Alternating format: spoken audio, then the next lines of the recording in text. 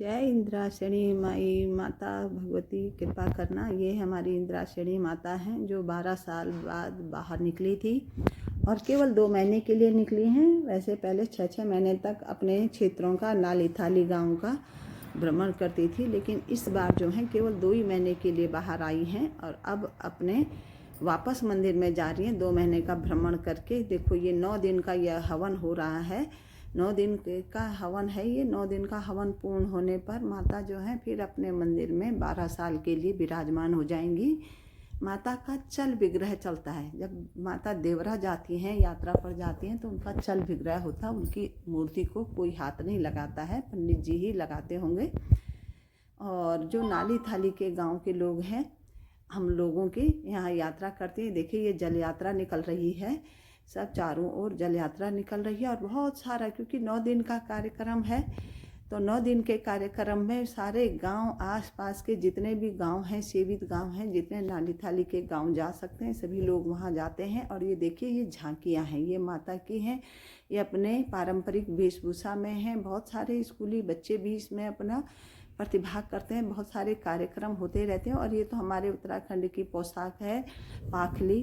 ये देखो ये पाखली पागड़ी हमने पहन रखी है, जो ये हमारे उत्तराखंड की पारंपरिक पोशाक है। पुराने ज़माने में हम ऐसे ही पहना करते थे, अब तो सब जगह एक ही जैसा पहनने लग गए हैं। तो इस तरह से ये सारे बच्चे भी हैं, कुछ स्कूली बच्चे हैं, कुछ कार्यक्रम हैं। और ये हैं वासुकी नाग। देखिए जब समुद्र मंथन हुआ था उस समय वासुकी नाग से ही मद्राचल पर्वत को मथा गया था। तो ये वासुकी नाग हैं, ये देखिए वासुकी नाग हैं। अभी आपको और आगे दिखाई देंगे। ये इतना सा जो लंबा सा बना रखा है, ये देखिए ये वासुकी नाग हैं और एक प्रतीक है वासुकी नाग के, जिनसे मंदराचल पर्वत को बांध करके समुद्र का मंथन किया गया था। तो ये भी यहाँ पर एक कार्यक्रम होता है। हवन के साथ साथ में बहुत सारे कार्यक्रम होते हैं, साथ साथ में चलते रहते हैं और ये चल रहे हैं। इनके साथ ही हमारे उत्तराखंड में पांडवों का बड़ा महत्व है। पांडव जो नृत्य होता है उसका बड़ा महत्व है। तो ये हमारे भारत की एकता, अनेकता में एकता वाली जो छवि है वो यहाँ दिखाई देती है कि कहाँ हस्तिनापुर में पांडव हुए थे और उत्तराखंड में जब वो चले थे तो उसका प्रभाव पूरा देखने को मिलता है। देखिए कितनी दूर से आ रही है जल यात्रा, पूरे भ्रमण करते हुए, गांव का भ्रमण करते हुए जल कुंड से जल लाते हैं। यहाँ एक जल कुंड है और उससे जल लेकर के आते हैं। देखिए वासुकी नाग को लहराते हुए ला रहे हैं और आगे आगे ये पांडव चल रहे हैं। तो पांडवों का बहुत महत्व है। हमारे यहाँ पांडव नृत्य होता है और ये भी कराते हैं, अधिकतर बहुत सारे गाँव में होता रहता है ये, और बहुत ही अच्छा लगता है, बहुत सुंदर होता है, देखने के लिए होता है, देखने लायक होता है। ये देखिए ये पांडव है, ये भीम है, ये गदा वाले जो हैं ये भीम है। ये देखो गदा लहराते हुए चल रहे हैं। तो ये पांडवों का जो है बड़ा प्रभाव है हमारी उत्तराखंड की संस्कृति पर। हम 4 साल 5 साल में अधिकतर पांडव नृत्य कराते ही रहते हैं लोग और देखते हैं इनका। और इनको देवताओं के ही जैसा हमारे यहाँ इनका देवताओं जैसा ही पूजन होता है। इनको बुलाया 5 साल में नचाया जाता है और ना नचाओ तो दोष भी निकलता है, दोष लगता है गांव वालों पर, तब पता चलता है कि हमें पांडव नचाने हैं। तो बहुत सारे जैसे बकड़वाल हैं वैसे ही पांडव नृत्य भी होता है।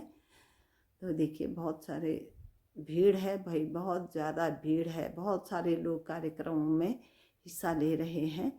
और आप आनंद लीजिए वीडियो का, क्योंकि वीडियो में बहुत सारे दूर से वीडियो बनी है तो बहुत सारे लोग आ रहे हैं, बहुत सारे देख रहे हैं, कार्यक्रम हो रहे हैं और बहुत भीड़ थी, बहुत भीड़।